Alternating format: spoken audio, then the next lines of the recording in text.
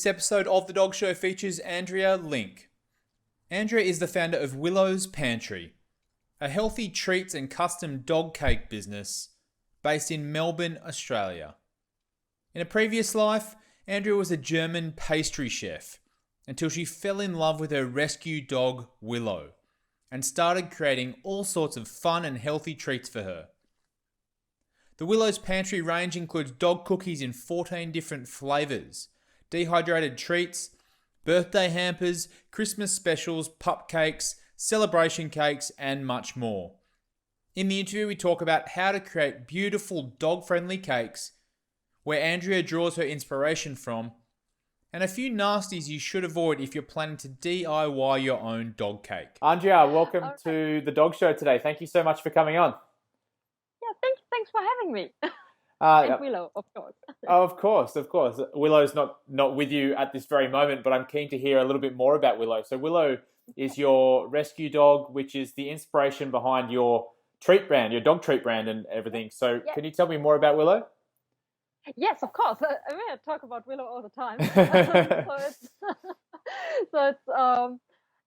about 6.5 years old. She's a Bull Terrier cross. Probably Kelpie, probably Steffi. We are not too sure about it, but she's kind of very sweet. And I adopted her about 3.5 years ago when she was a scared little potato, and she was just hiding under the kitchen bench and just wasn't too sure about everything about life. And and that inspired me just bake some treats for her. And that's interesting. Yeah. Before we talk more about all of that, like your profession, I guess your career, I'm interested to hear more about Willow as a dog, because it sounds like a very interesting mixture of breeds. There's the Bull Terrier, I think you mentioned Border Collie or something in there as well. But what type of personality does she have? Willow is she can be quite stubborn. So she's a really happy and spunky girl, and she has her friends, and she loves to sniff around, and she has lots of friends she likes to play with. She can be also very, for example, when it rains, she doesn't like to go outside, and then you can call her, and she just simply ignores you. And so she can be quite cheeky. She's an experienced food stealer. Also, we always have to make sure before we leave the house that we put everything away, because she goes her rounds as soon as she knows that we are leaving. She just sniffs everything, our jackets, bags, and she finds everything that we forgot. She can be very cheeky. Well, I'm sure she's getting lots of nice treats anyway, right? Because she's your testing animal for all of your beautiful new treats and everything. Yeah, she's quality controller and taste tester, of course. So we keep it moderate with the treats, because she, of course, treats are nice, but she should also stay healthy. So it's not that she eats 5 bags of treats every day. She would like if she has the chance. But of course, all dogs would like that, I think, but they may not last very long.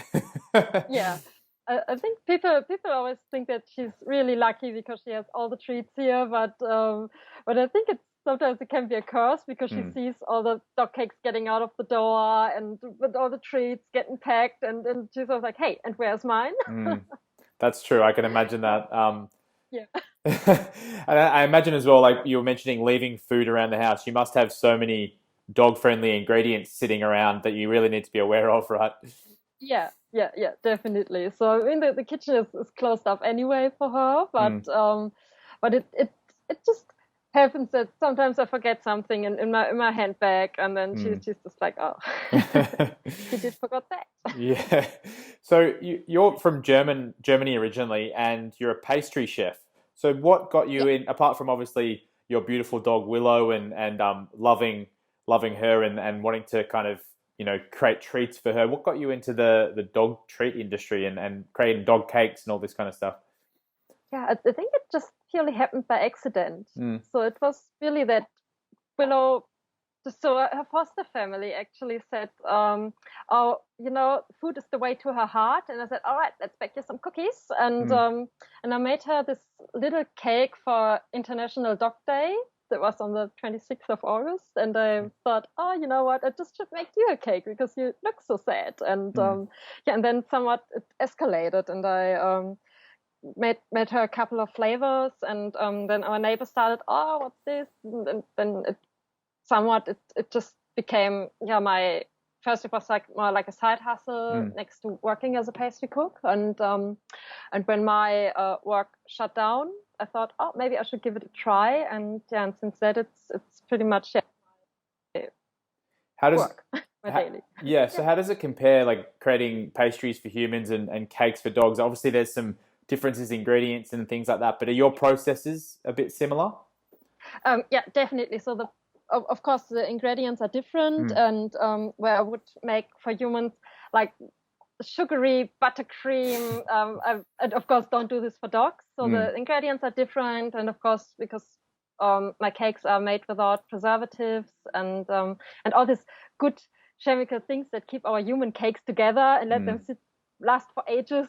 And it's not happening with the dog cakes, and so of course the processes are a bit different, and they last up to 2 days. And then yeah, Okay, so the last 2 days. So yeah. what are some of those ingredients that you've kind of got to avoid putting into dog cakes that people may not There's be aware of?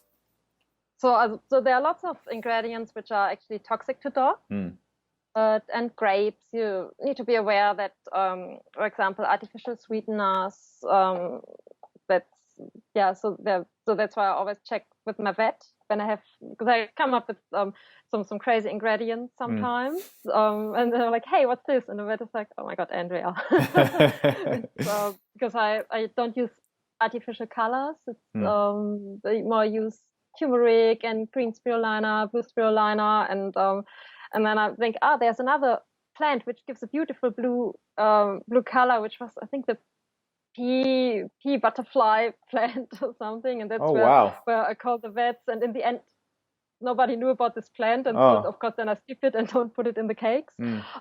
Yeah, it takes a lot of research, and it's always good to double check definitely before That's putting. so interesting. So, Just because looking at yeah, your cakes on Instagram, which are all amazing, like they're thank you. visually beautiful, and the dogs look so happy sitting next to them. But all of the colors are so vibrant. I just assumed there was Yeah, some sort of artificial colors, right? But I mean, that's cool that you're using natural yeah, ingredients to create that effect as yeah. well.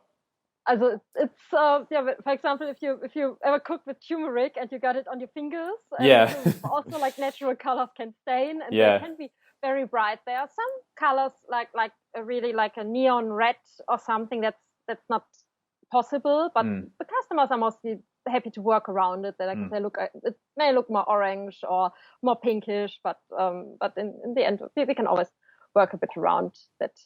We get different colors. So Yeah, what's kind of the base ingredients of your cakes? And we spoke about what's not going in them, but so you're talking about yes, turmeric and things to color them. But what's like the yeah. main ingredients Yeah. of the cake? So you can, so I have different cake bases. For example, the standard one can be with wholemeal flour and eggs, and then you can add carrots and pumpkin, or peanut butter. Carob is an excellent substitute for chocolate. It Okay. has a similar flavor, but it's safe for dogs. Hmm. Um, or you can also work for special dietary requirements, that I can make grain-free cakes out of coconut flour. I can make, for example, raw beef cakes. Yeah, so that's the standard base, and then there comes a cream around it made out of milk products and peanut butter, and yeah, so and this is mainly it. Yeah, that's Simple. interesting. Yeah, because I know that our dog has a range of different food Hmm. allergies and or Yeah, sensitivities as well. So it's good to yeah, know that there's some personalized options yes, in there. It would be yeah, challenging, I think, to make a cake for our dog because there's not much that she can eat except for like yeah. kangaroo and vegetables. But I can make a kangaroo cake. yeah, So, well, I guess so. yeah, of course there are sometimes there are requests to say. well, are you sure that your dog should really eat a cake? Because Yeah. it's quite rich and it should be an on-off treat. So I always recommend not to, like, so when you have a little puppy or something, I don't think you should give a whole cake No. or something. Especially some of dog. the sizes of the cakes that I've seen in your photos as well. That shouldn't be like a one meal kind of cake, No, I don't think. not. So mostly the big ones are for puppy parties. Yeah. And they get cut up and everybody gets a little bit on a plate. And Okay. yeah, so other people just cut them up and freeze them for later for other parties. That's a good idea. But definitely you should. It's an on-off treat and it's more like a novelty thing than it's not a part of a regular diet. Yeah. So what type of occasions are people getting cakes for? I guess you mentioned like doggy parties, but is it predominantly birthdays and things like that, or? So it's mostly of course birthday parties with adoption days, cakes. There's some sad occasions when it's like a farewell cake for when a dog has to be put to sleep and people have a bucket list, and it's the ones where I start crying a bit over the cake. It's really they go a bit on the heart. And there's also big part which becomes is event catering. So I got on the last weekend actually I got with a frozen yogurt chain in Melbourne a big collaboration where we gave out 500 pupcakes for free. For every frozen yogurt being bought, or dog movie screenings that people get pupcakes. So because it becomes before COVID, there were many events where, for example, you could take your dog to the movies and watch a dog movie, and then they got little popcorn bags with dehydrated treats. That's cool. Or pupcakes. So that's an occasion for a dog party or a dog cake, I think. Yeah, there's a restaurant here in Sydney where my wife and I took our dog. It's I think it's called the Pantry. I can't be 100% sure on that, but they have like a dogger station as well. So like while you're eating your meal, the dog gets like 3 or 4 different meals as well. It's quite fun.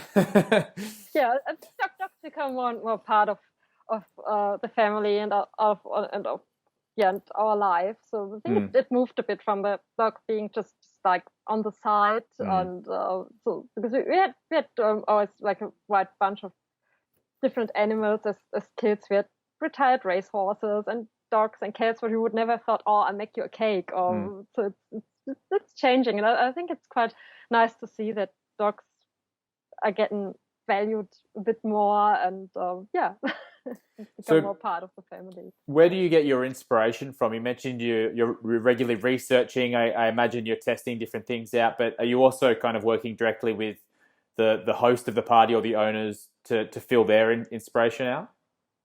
Yeah. So some people come with a very particular theme they want to have, and some others just let me do whatever I want, which is nice as well. So it's I think my inspiration is mostly people give me a theme, and I have a very broad knowledge of pop culture, so and music and movies, and so when somebody, for example, I made for the local cinema, I made a Stanley Kubrick themed cake. Okay.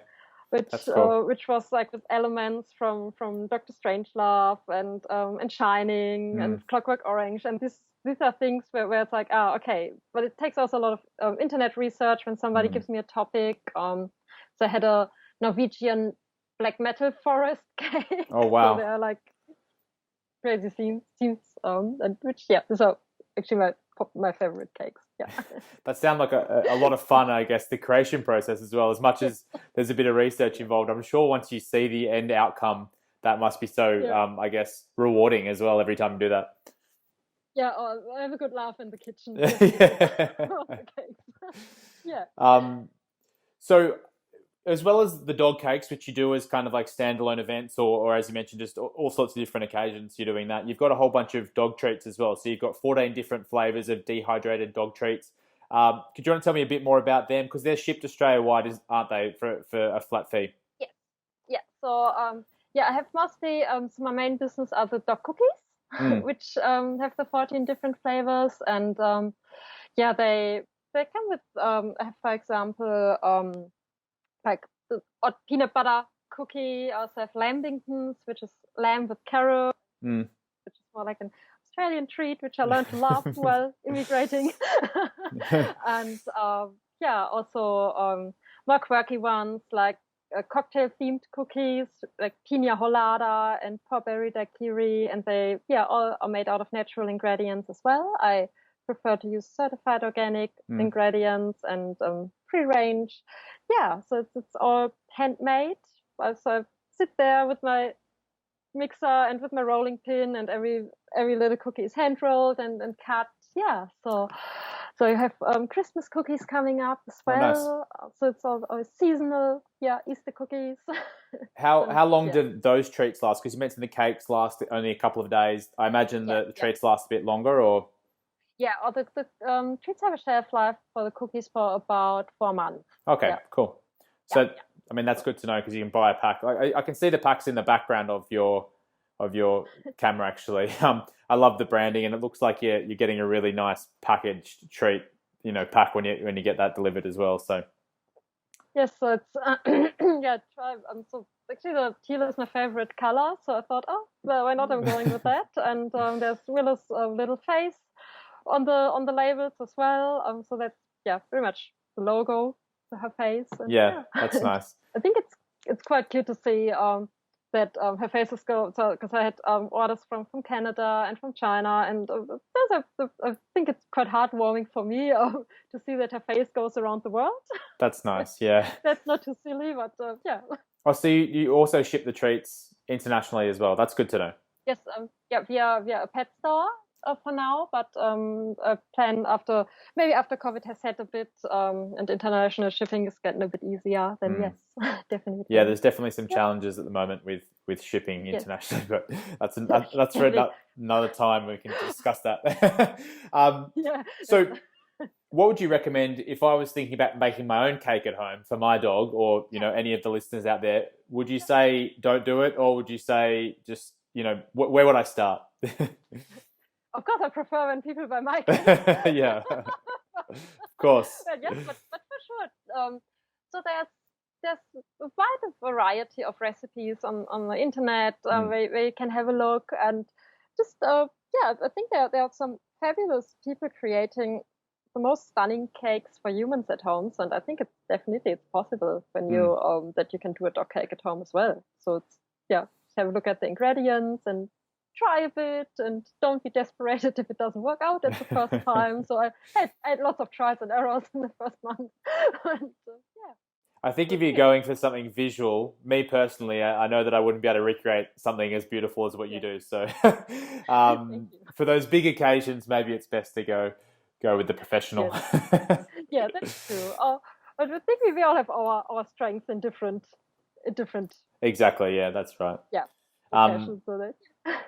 Anyway, I've really enjoyed chatting about dog cakes with you. I love the visual aspect of your social media feeds, especially on Instagram. That's where I found you initially, and I highly recommend that people go and check that out. And maybe check try the treats and look into the cakes as well at some point. But is Instagram and your website willowspantry.com.au, are they the best places for people to find out more? Yes, definitely. So take the cake bookings via the webpage. So shoot me an email, and there's a little contact form, and then I make the magic happen. Perfect. Well, I'll definitely direct everyone there, and I think I'm probably due to buy some treats myself as well, so maybe we'll get some delivered very soon. But thanks, Andrea, so much for coming on the Dog Show today. I've really had a good time, and I hope you have as well. Yes, definitely. Thank you so much for having me. And Willow. Of course, yeah.